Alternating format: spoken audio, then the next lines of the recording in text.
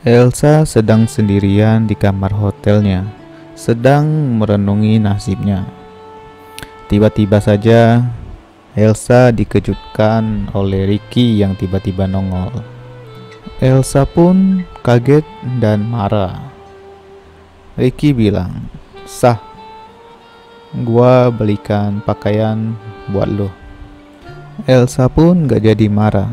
Ternyata selain pakaian, Ricky juga membelikan makanan kesukaannya. Lagi asik makan sambil nonton TV, Ricky dan Elsa dikejutkan oleh berita. Diberitakan bahwa Elsa menjadi buronan yang melarikan diri menggunakan mobilnya Ricky. Terlihat ada gambar mobil punya Ricky di TV, lengkap dengan plat nomornya. Melihat itu, Ricky pun menyadari pergerakannya sudah sangat terbatas. Ricky pun tampak berpikir, gawat, polisi sudah menyebarin gambar mobil gua. Ricky pun berencana untuk mengganti mobilnya berikut dengan plat nomornya. Kita saksikan saja malam ini apakah mobilnya akan diganti menjadi mobil apa. Polisi itu pasti nggak akan berhasil menangkap gua. Ricky pun tersenyum. Sementara itu, Randy yang mendapat tugas dari Aldebaran sedang ada di ruangan kantornya. Di situ juga ada anak buah Randy. Randy pun memberikan selembaran gambar buronan. Randy pun memberikan instruksi, sebar ke semua tempat, biar mereka nggak bisa lolos. Anak buah Randy pun menerima selembaran itu dan melaksanakannya. Dan mereka pun pergi. Di sisi lain, Nino dan Bu Chandra baru aja sampai di rumahnya setelah dari Praja 5. Kok Praja 5? Rumah Aldebaran. Baru saja mereka turun dari mobil, mereka dikejutkan oleh para wartawan yang mau tahu tentang berita Elsa. "Pak Nino, bagaimana kabar pencarian istri Anda, Pak?" Sambil salah satu seorang wartawan menyodorkan mic ke arah Nino. Wartawan lain juga menyodorkan mic ke Nino. "Apa sudah ada titik terang, Pak?" Wartawan yang lain pun ikut menanyakan. "Kok bisa sih Pak Nino dulu nggak percaya sama mantan istri Pak Nino dan malah menikah sama Elsa, pelaku sebenarnya? Memangnya selama menikah sama Elsa nggak ada yang mencurigakan, Pak?" Nino tidak menjawab. Dia tampak kesal.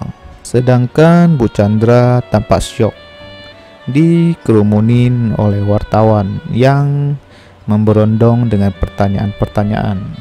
Nino pun menggandeng Bu Chandra. "Tolong semua minggir, kami mau lewat." Saat itulah ada tetangga Nino yang lewat sambil ngerumpi ataupun gosip.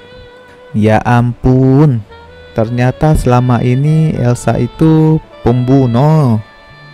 Tetangga sebelahnya pun ikut ngomong, "Kok Bu Chandra bisa sih membiarkan anaknya nikah sama pembunuh? Istri Nino yang dulu itu nggak bersalah loh, Jeng." Ibu-ibu yang lainnya juga ikut ngomong, "Iya, Jeng, jangan-jangan emang si Nino aja yang selingkuh. Nikahnya sama Elsa." Bu Chandra dan Nino sama-sama mendengar omongan tetangga mereka. Bu Chandra benar-benar syok. Dia sangat menyesal. Oke, kita lanjut. Randy pun mendatangi kediaman Om siapa itu? Om Martin. Randy ingin meminta keterangan dari Om Martin. Randy bertanya, "Kira-kira Pak Martin tahu nggak di mana keberadaan Ricky?" Om Martin pun menggeleng. "Saya nggak tahu di mana Ricky. Soalnya Ricky memang sudah tidak lagi bekerja di sini. Maaf, saya tidak bisa membantu. Nanti kalau saya ada kabar tentang Ricky, saya akan memberitahu Pak Randy." Randy pun kecewa dan kemudian Randy pun pamit dari situ. Sementara itu, Aldebaran dan Andin yang baru saja tiba di rumah dikejutkan oleh para wartawan yang berkumpul di depan rumah Aldebaran. Kemudian Aldebaran dan Andin lalu turun dari mobilnya. Wartawan pun melontarkan pertanyaan mengenai Elsa yang sudah membunuh Roy. Aldebaran lalu bilang tidak akan memaafkan Elsa dan akan memberikan hadiah berupa uang sebesar 500 juta bagi siapa yang menemukan Elsa. Di sisi lain, Ricky tampak memasuki sebuah ATM mau mengambil uang. Sepertinya ini salah satu kesalahan Ricky yang sudah menjadi DPO di pihak kepolisian. Ternyata pihak bank sudah mendapatkan laporan dari kepolisian mendeteksi adanya transaksi dari rekening Ricky. Lalu pihak bank pun segera melaporkannya ke polisi. Elsa yang lagi sendirian di kamar hotelnya merasa kangen sama Nino. Elsa pun memberanikan diri untuk menelepon Nino melalui operator hotel. Nino yang lagi di kantornya pun dikejutkan oleh suara teleponnya. Handphone pun berdering, terlihat dari nomor yang tidak dikenal. Nino pun mengangkat teleponnya. Selamat siang, apakah mau terima telepon dari Hotel Paradise? Nino pun heran. Dia tampak berpikir, apakah Elsa yang sudah meneleponnya?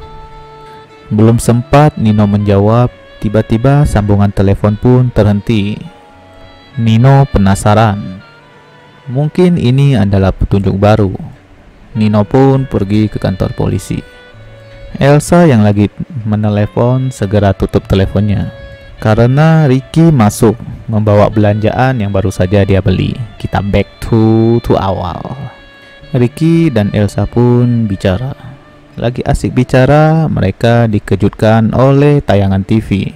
Tampak Aldebaran bicara memberikan hadiah 500 juta bagi yang menemukan Elsa dan Ricky. Melihat itu, Elsa dan Ricky pun bertambah cemas. Kita lanjut di rumah Aldebaran dan Andin lagi ada di kamarnya. Biasalah, Andin lagi uuan. Tiba-tiba saja handphone Aldebaran bunyi. Ternyata polisi memberikan kabar terbaru mengenai Ricky. Aldebaran kemudian bicara ke Andin apa yang sudah diinformasikan oleh polisi. Aldebaran pun pergi ke kantor polisi. Di kantor polisi tampak ada Nino, Aldebaran, dan 2 orang polisi.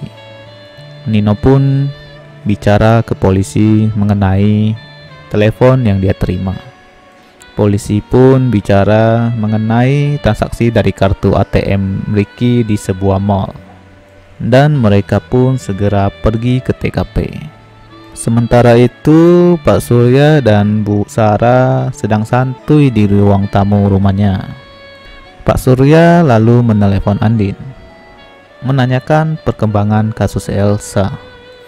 Andin yang baru saja ngobrol bersama Kiki di dapur. Handphonenya pun berbunyi. Ada panggilan dari Pak Surya. Andin pun menerima telepon dari Pak Surya. Andin pun bicara kalau Aldebaran sekarang lagi ke kantor polisi karena ada perkembangan terbaru. Setelah itu telepon pun ditutup.